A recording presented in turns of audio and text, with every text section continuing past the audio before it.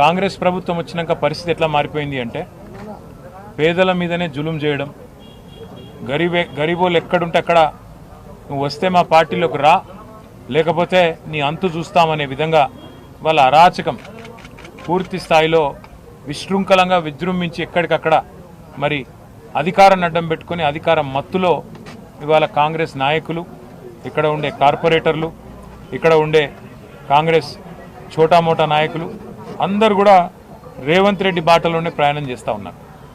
ఇవాళ హైడ్రా అనే ఒక దందా మోపు చేసినారు హైదరాబాద్లో. ఏంది హైడ్రా?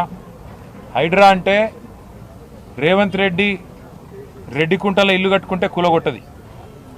రేవంత్ రెడ్డి అన్న తిరుపతి రెడ్డి ఎఫ్టీఎల్లో ఇల్లు కడితే కూలగొట్టది.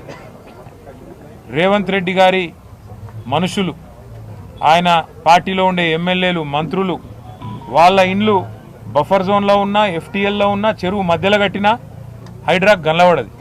కానీ అదే గరీబోడు కుటుంబం సైజు పెరిగి ఒక ఫ్లోర్ ఎక్కువ వేసుకున్నా లేదా కొద్దిగా ముంగటికి వచ్చినా ఇవాళ చిన్న చిన్న గల్లీలల్లో ఎక్కడైతే కనీసం ఒక ఆటో కూడా చక్కగా రాదో ఆ గల్లీలలోకి వచ్చి ఆ గల్లీలల్లో ఇలా గరీబోళ్ళ మీద ప్రతాపం చూపెట్టి విచ్చలవిడిగా ఎక్కడికక్కడ హరాస్మెంట్ చేస్తూ ఉన్నది ఈ ప్రభుత్వం. ముఖ్యంగా అటు జిహెచ్ఎంసీని ఇటు హైడ్రాని అడ్డం పెట్టుకొని ఇలా రేవంత్ రెడ్డి నుంచి మొదలు పెడితే కింద ఉండే చోటా మోటా చిన్న చిత్కా లీడర్ల దాకా హైడ్రా అంటేనే ఒక బ్లాక్మెయిల్ దందాలాగా మారిపోయింది. అట్లా ఈరోజు ఇక్కడ సర్దార్ మృతికి కూడా కారణం కేవలం కాంగ్రెస్ ప్రభుత్వం యొక్క హరాస్మెంటు, వీళ్ళ యొక్క దుర్మార్గ విధానాలు తప్ప ఇంకోటి కానే కాదు.